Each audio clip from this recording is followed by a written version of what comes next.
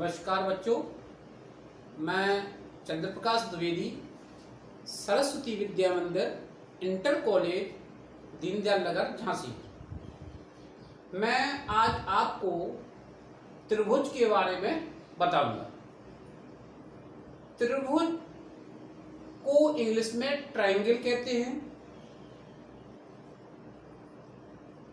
ये मैंने चित्र बनाया त्रिभुज ABC का।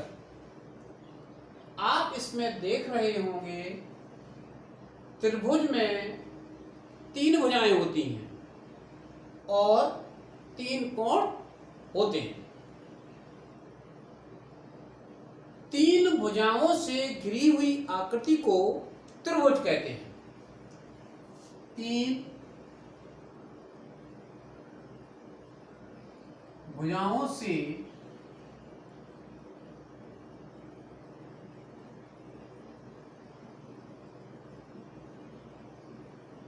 घिरी हुई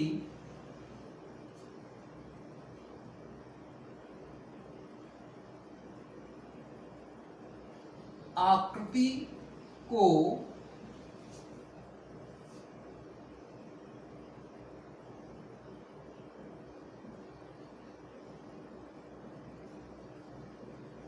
त्रिभुज कहते हैं। त्रिभुज में 3 भुजाएं होती हैं।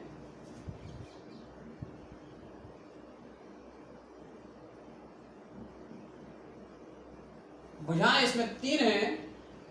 एक भुजा A से B तक है, इसको AB कहेंगे। एक भुजा B से C तक है, इसलिए इसको BC कहेंगे। एक भुजा A से C तक है, इसलिए इसको AC कहेंगे।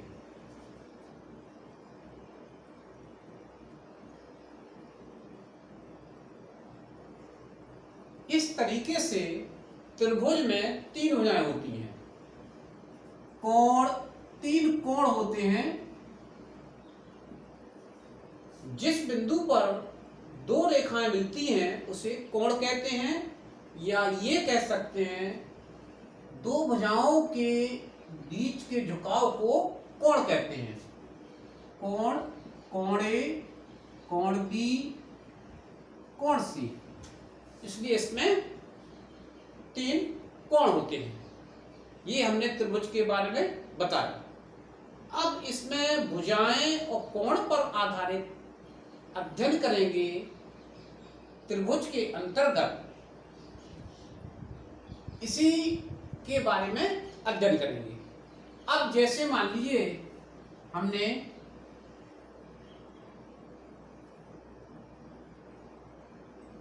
दो रेखाएं खींची, एक AB है, एक CD है। ये 3 सेंटीमीटर की है, ये 5 सेंटीमीटर की है। और दोबारा हमने खींची, ये PQ, ये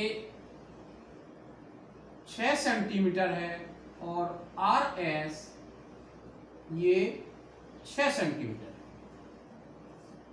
अब आप देख रहे होंगे AB भुजा ये भी AB रेखा है और CD भी रेखा है। ये 3 है, ये 5 है, ये 6 है, ये भी 6 है। इसी तरीके से अगर हम 2 त्रिभुज बनाते हैं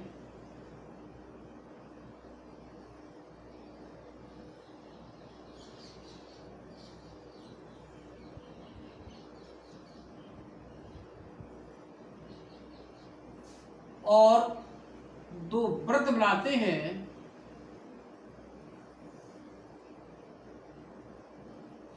ये देखिए, ये AB भुजा है और ये CD है। AB 3 सेंटीमीटर है, CD 5 सेंटीमीटर है। तो ये आकार में तो समान है। आकार का मतलब ये भी रेखा है, ये भी रेखा है, लेकिन आमाप में समान नहीं है। लंबाई इनकी अलग अलग है। और PQ 6 है, RS 6 है, ये लंबाई में समान है। तो AB और CD को यहां पर समरूप कहेंगे। समरूप का मतलब रूप में तो समान है लेकिन आमाप में समान नहीं है। आमाप का मतलब लंबाई में समान नहीं है। ये लंबाई में भी समान है और रूप में भी समान है। तो पी क्यू आर एस इनको सर्वांग सम कहा जाएगा, ये समरूप कहा जाएगा। ये समरूप का संकेत होता है, समरूप, ये समरूप का संकेत होता है। और ये सर्वांग सम, सर्वांग सम में आकार और आकृति दोनों समान होती हैं। समरूप में सिर्फ आकार समान होता है, आकृति समान नहीं होती है। इस तरह से ये वृत्त है। वृत्त में ये आप देख रहे हैं, ये छोटा वृत्त है, ये बड़ा वृत्त है, लेकिन दोनों वृत्त हैं, इसलिए ये समरूप हुए। ये दोनों वृत्त समरूप है। ये त्रिभुज है, ये छोटा त्रिभुज है, ये बड़ा त्रिभुज है, तो ये त्रिभुज समरूप है। जैसे इसका नाम देते हैं A B C, D E F. तो त्रिभुज ए बी सी समरूप है त्रिभुज डी ई एफ के। इसी तरीके से ये दोनों वृत्त भी समरूप है। यदि इनकी त्रिज्याएं समान होती तो ये वृत्त सर्वांग समवृत्त कहलाते, लेकिन इनकी त्रिज्याएं अलग अलग हैं, इसलिए ये सर्वांग समवृत्त नहीं है, समरूप वृत्त है। अब ये हमने समरूप आकृतियां बनाई, तो समरूप आकृतियां,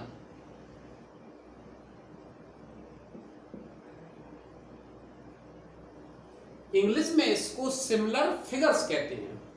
समरूप आकृतियां वे आकृतियां या समान आकार वाली आकृतियों को, समान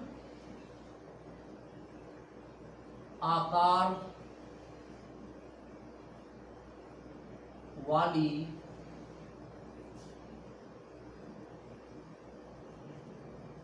आकृतियों को समरूप आकृतियां कहते हैं।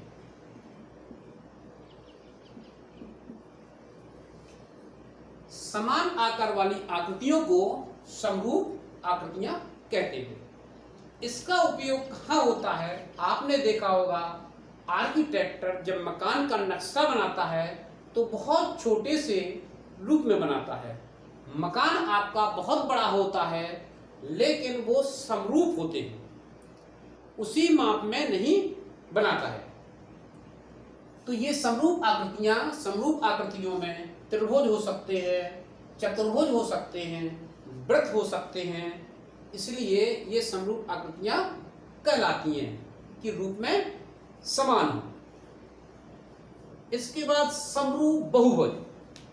एक भुजा को हम रेखा कहते हैं, जहां दो भुजाएं मिलती हैं वहां कोण कहते हैं, तीन भुजाएं मिलती हैं उसको त्रिभुज कहते हैं, चार भुजाएं से घिरी आकृति को चतुर्भुज कहते हैं। तो ये भिन्न भिन्न नाम ना लेने के लिए हम समरूप बहुभुज कहते हैं।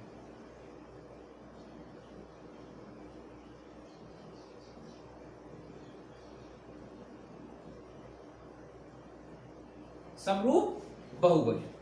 अब समरूपता को बताने के लिए दो आकृतियों में तुलना की जाती है, चाहे दो त्रिभुज हो, दो रेखाखंड हो, दो वृत्त हो, दो चतुर्भुज हो, कोई भी दो आकृतियां हो, उन्हीं में हम तुलना कर सकते हैं। अब समरूप बहुभुज में,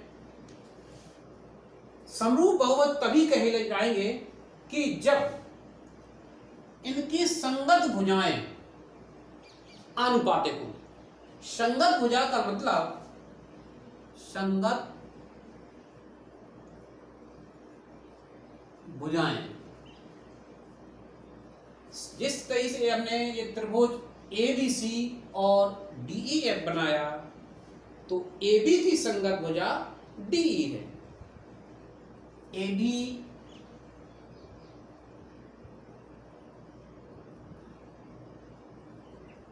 की संगत भुजा, संगत भुजाएं AB की संगत भुजाएं DE है।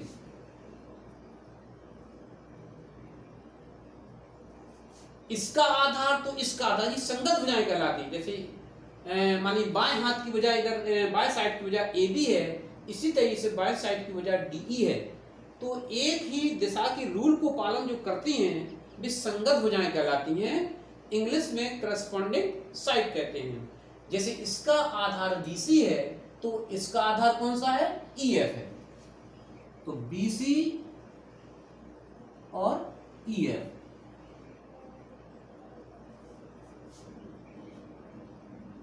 AC की संगत भुजा DF है।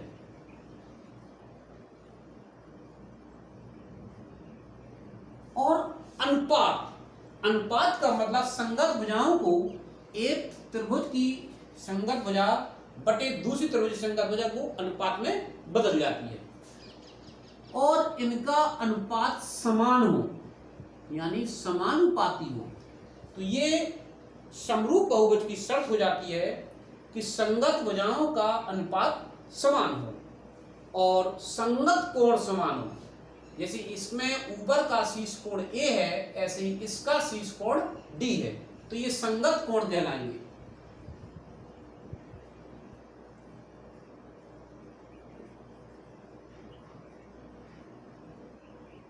कोण A का संगत कोण D है, कोण B का संगत कोण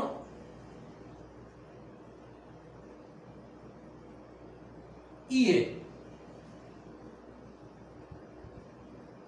और कोण C का संगत कोण F है।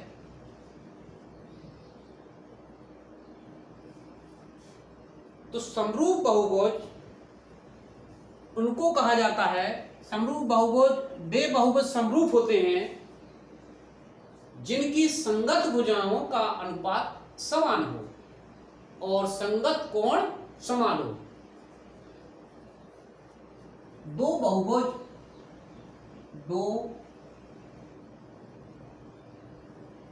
बहुभुज समरूप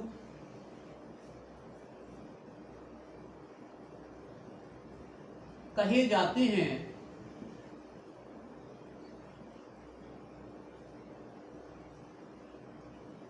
यदि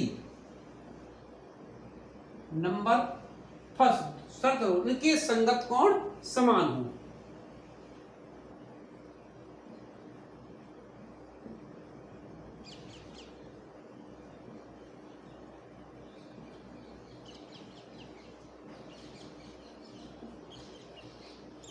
ये समरूपता में शर्त है कि पहली बात उनके संगत कोण समान हो। नंबर 2, संगत भुजाएं की लंबाइयां आनुपातिक हों।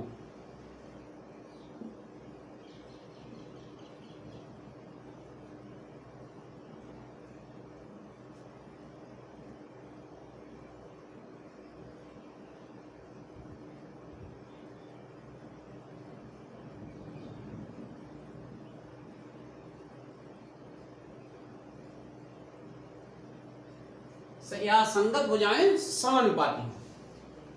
तो समरूप आकृतियां, समान आकार वाली आकृतियों को समरूप आकृतियां कहते हैं। उसके बाद आकार समान है, जैसे त्रिभुज है तो दूसरा त्रिभुज भले ही भी माप में कुछ भी हो, एक छोटा त्रिभुज एक बड़ा त्रिभुज, ये समरूप कहे जाएंगे लेकिन सर्वांगसम नहीं कहे जाएंगे, क्योंकि आमाप में इनका अंतर होता है, यानी माप में अंतर होता है। समरूप बहुभुज, दो बहुभुज समरूप कहे जाते हैं यदि उनके संगत कोण समान हो। उनकी संगत भुजाएं समानुपाती हों। ये दो बातें, ये शर्त है, तभी इनको समरूप कहा जाएगा। तो अभी हमने आपको समरूप आकृतियां और समरूप बहुभुज बताया। अब इसके आगे समरूप त्रिभुजों का अध्ययन करेंगे कि समरूप त्रिभुज कब होते हैं।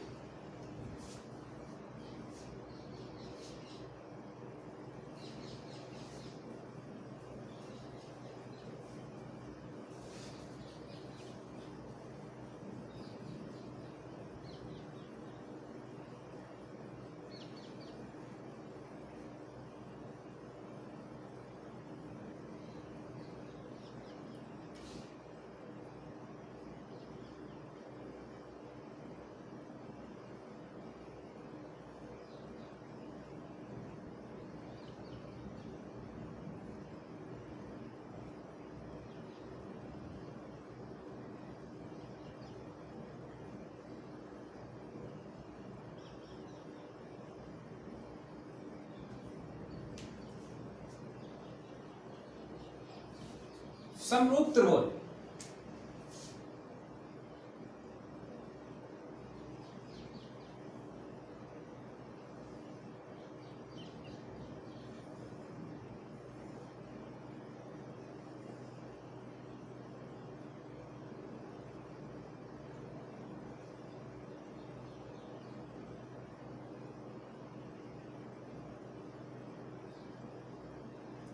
यहां पर हमने दो त्रिभुज बनाए हैं, एक त्रिभुज ABC और दूसरा DEF। ये छोटा त्रिभुज है, ये बड़ा त्रिभुज है। अब इसमें AB की संगत भुजा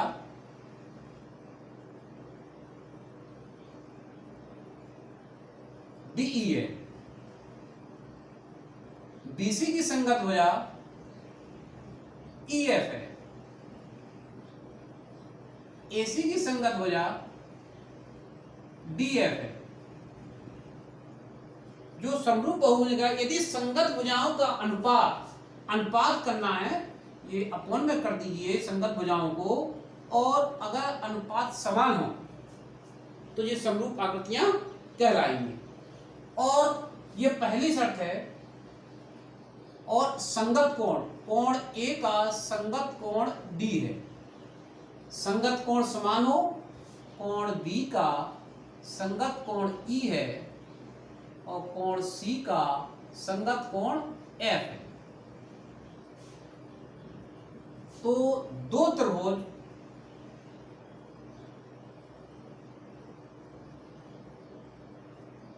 समरूप त्रिभुज कहे जाते हैं। समरूप त्रिभुज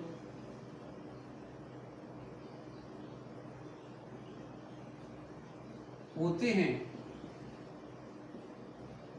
यदि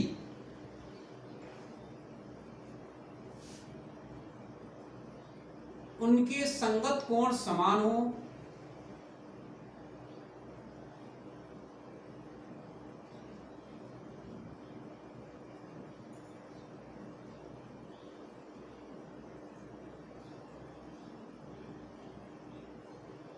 पहली शर्त है उनके संगत कोण समान हो। देखिए शर्त में ये, जैसे मान लो यहाँ पे हमने उनके संगत कोण समान हो पहले लिखा, अगर आप पहले ये लिख दें तो ये मतलब नहीं है कि जो पहले में लिखा वही होना चाहिए। आप पहले संगत भुजाएं भी लिख सकते हैं, दूसरे नंबर पर संगत कोण भी लिख सकते हैं। उनके संगत कोण समान हो। दूसरी शर्त है उनकी संगत भुजाओं का अनुपात उनकी संगत भुजाओं का अनुपात समान हो तो वे त्रिभुज समरूप त्रिभुज कहलाएंगे। जैसे अगर हमने ये जांच करना है कि ये त्रिभुज समरूप है या नहीं, हमने दो त्रिभुज लिखे यहां पर, एक त्रिभुज ABC, दूसरा त्रिभुज बनाया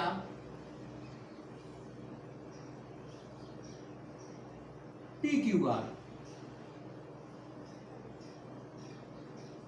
और संगत भुजाएं की माप ये मान लीजिए 3 सेंटीमीटर है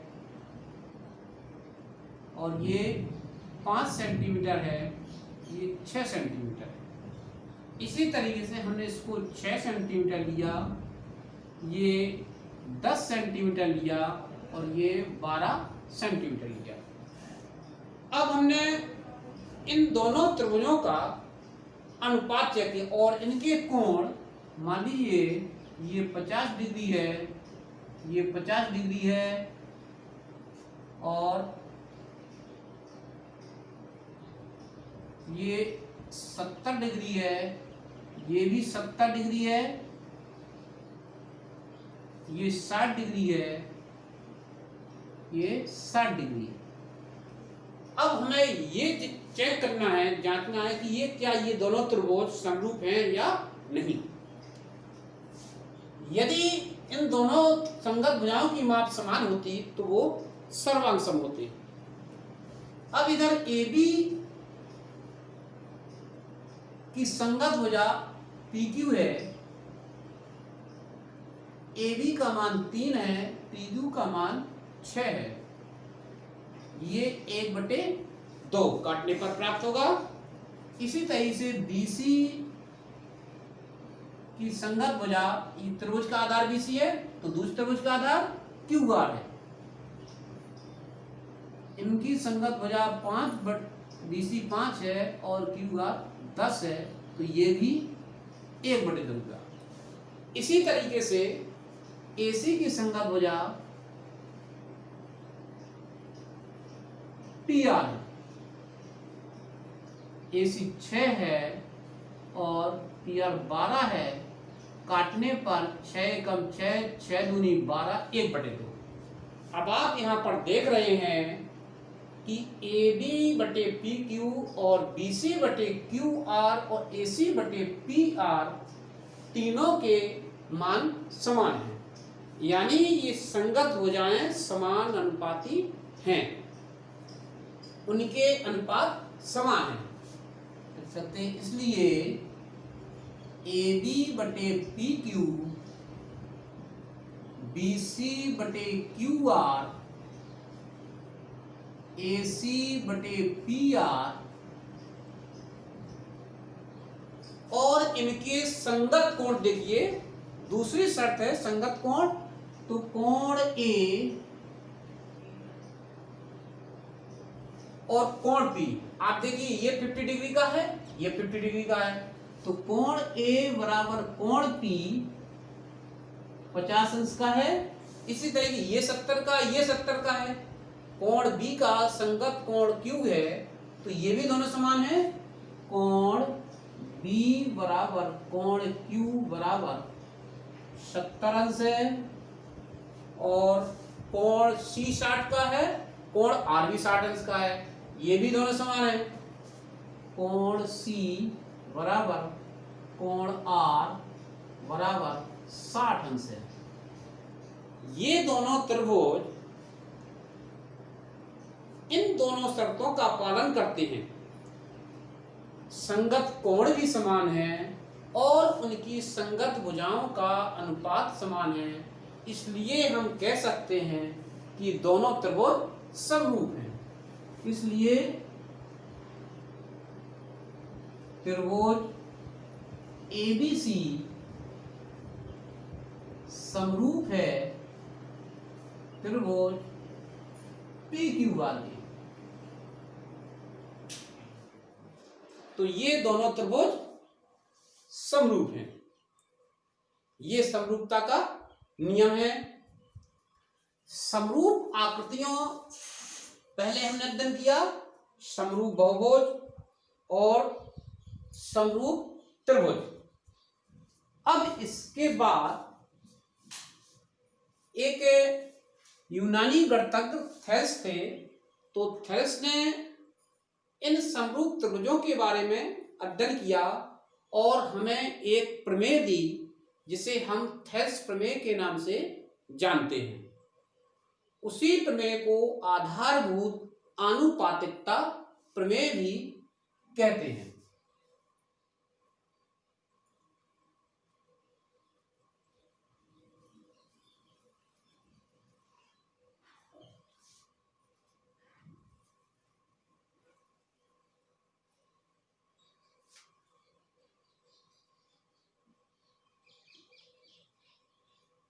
थेल्स प्रमेय या आधारभूत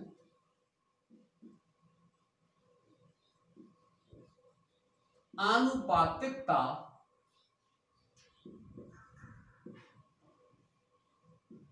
का प्रमेय।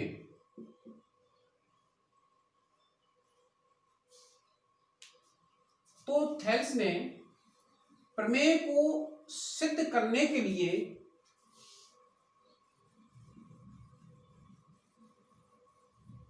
उसके लिए पहले प्रमेय कथन होता है, वही पेपर में भी आता है,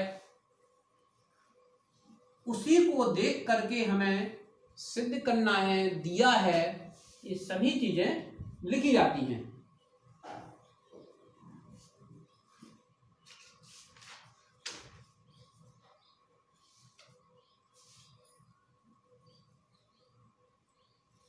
थेल्स प्रमेय, थेल्स ने बताया था यदि एक त्रिभुज की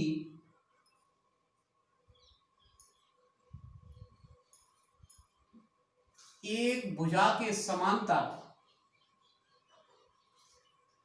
एक त्रिभुज की एक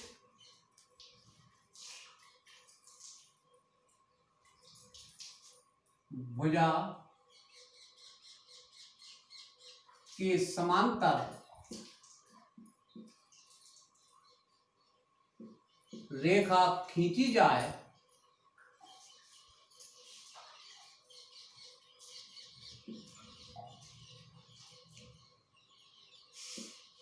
रेखा खींची जाए तो रेखा खींची जाए तो रेखा जिन दो बिंदुओं पर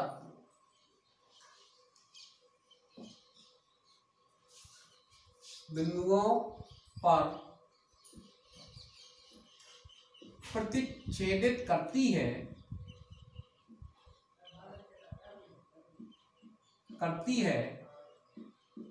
वे बिंदु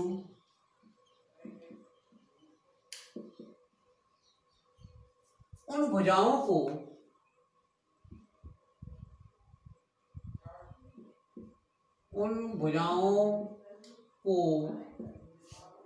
समान अनुपात में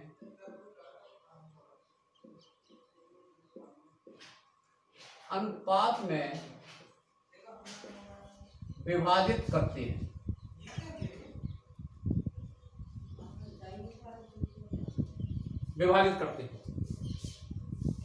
तो सबसे पहले त्रिभुज कहा, तो हम त्रिभुज का चित्र बनाते हैं।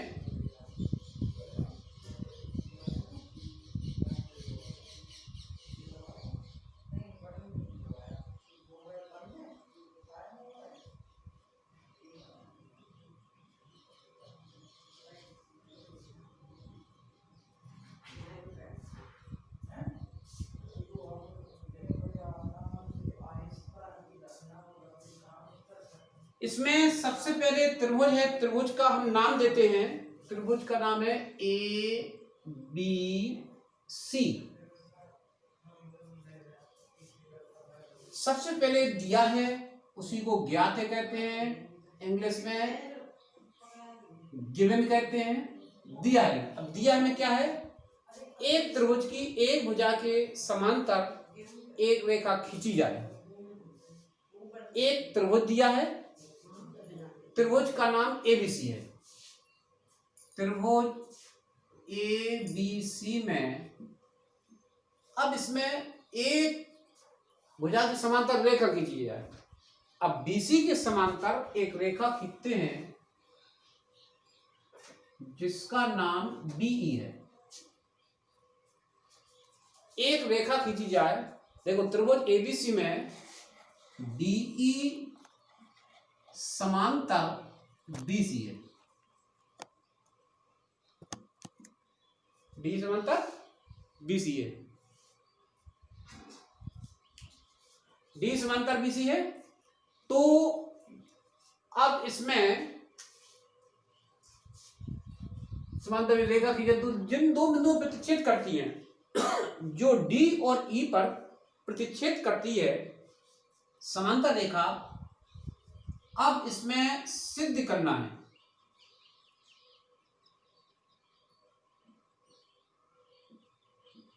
क्या सिद्ध करना है। सभी स्टेटमेंट में जो सिद्ध करना होता है वो सबसे लास्ट में लिखा होता है। किसी भी अध्याय की प्रमेय हो, चाहे वृत्त की स्पर्श रेखा की या त्रिभुज की, तो लिखा है वे बिंदु उन भुजाओं को समान अनुपात में विभाजित करते हैं। ये डी और ई, ए बी भुजा और ए सी भुजा को समान अनुपात में दो भाग, एक भाग ए डी और एक डी बी है, एक भाग ए ई और एक भाग ए सी है। तो ए डी बटे डी बी, ए डी बटे डी बी बराबर ए ई बटे ई सी, ये सिद्ध करना है। अब इसके बाद क्या देखते हैं, हमारा केवल इतने से ही काम नहीं चलेगा, हम सिद्ध नहीं कर पाएंगे, इसलिए कुछ अतिरिक्त काम करना पड़ता है, उसे रचना कहते हैं। तो रचना करनी पड़ेगी। रचना में हम बी से ई को मिलाते हैं और सी से डी को मिलाते हैं। बीई और सी डी को मिलाया, बीई और सी डी को मिलाया। इसके बाद उपपत्ति,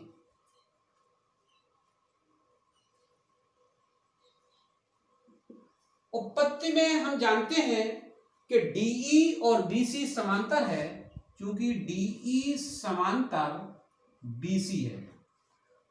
दो समांतर रेखाओं के बीच में जो त्रिभुज बनते हैं, दो समांतर रेखाओं के बीच में, ये डीई समांतर बीसी है तो उनके क्षेत्रफल समान होते हैं। जैसे बीडीई, बीडीई इसलिए एरिया ऑफ बीडीई, यानी त्रिभुज बीडीई का क्षेत्रफल बराबर है सीईडी के, एरिया ऑफ सीईडी, या सीडी लिख सकते हैं, सीडीई के। अब इसमें रचना में एक काम और करना है कि एडी लंब है, लंब खींचना है। यहां पर ई, इस पे हमने लंब खींचा इस भुजा पर, मान लीजिए हमने ये खींचा एफ, ई एफ लंब खींचा। इसी तरीके से डी से लंब हम सीई पर खींच सकते हैं, जी मान सकते हैं, जी ये लंब खींचा। ये भी रचना में आएगा कि ई एफ लंब खींचा, ई एफ लंब है ए बी पर।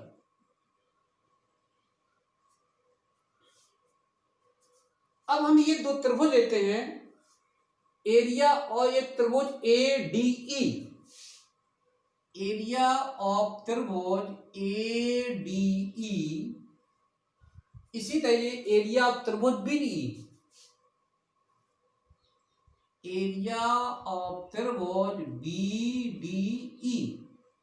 यहां ए आर माने एरिया, ये क्षेत्रफल का संकेत होता है। अब हम जानते हैं कि त्रिभुज के क्षेत्रफल का सूत्र होता है 1/2 इंटू आधार। अब इस त्रिभुज एडीई में आधार उसको लेंगे जिस पर कोई भुजा लंब हो। आधार एडी है और ऊंचाई 1/2 आधार गुणे ऊंचाई ई एफ है। इसी तरीके से BDE, BDE का आधार BD लेंगे 1/2 BD इंटू, इस पर भी आधार लंब EF है, आधार BD है। यदि इसको आगे बढ़ाया जाए, हमने पिछली कक्षाओं में पढ़ा है, यदि किसी त्रिभुज पर लंब नहीं है तो आगे बढ़ाने पर जो लंब होता है वो भी उसी पर माना जाता है। इसका भी लंब EF है। 1/2 1/2 कट जाएगा, EF से EF कैंसिल हो जाएगा, तो ये बचेगा AD अपॉन BD। अब BD बराबर CD है, इसलिए हम इसे ये भी ले सकते हैं, एरिया ऑफ त्रिभुज ADE और एरिया ऑफ त्रिभुज CDE इक्वल AD बटे BD। इसको समीकरण नंबर 1 माना। इसी प्रकार फिर दोबारा हम ये त्रिभुज लेते हैं, ADE त्रिभुज, ADE एरिया ऑफ त्रिभुज ADE अपॉन एरिया ऑफ त्रिभुज CDE।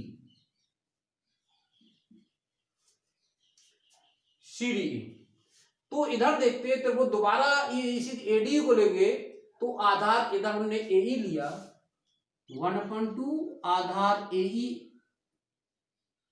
और इस पर लंब DG है। इसी तरह से CDE का आधार CE लिया, सॉरी इसका आधार AE लेंगे, आधा AE DG, ठीक, और 1/2 इंटू CE और इस पर भी लंब DG लेंगे। DG से DG कैंसिल होगा, 1/2 से 1/2 कैंसिल होगा, तो ये AE अपॉन CE, ये समीकरण नंबर 2। अब आप देखा कि LHS समान है समीकरण 1 और 2 से, क्योंकि वही चीज ये है, वही चीज ये लिखी है, तो समीकरण 1 और 2 से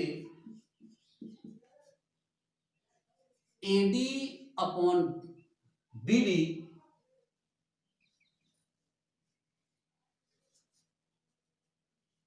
इक्वल AE अपॉन CE,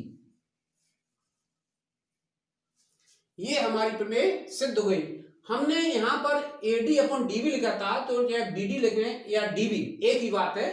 इसी को दोबारा ए भी ले सकते हैं कि AD upon DB equal AE upon EC।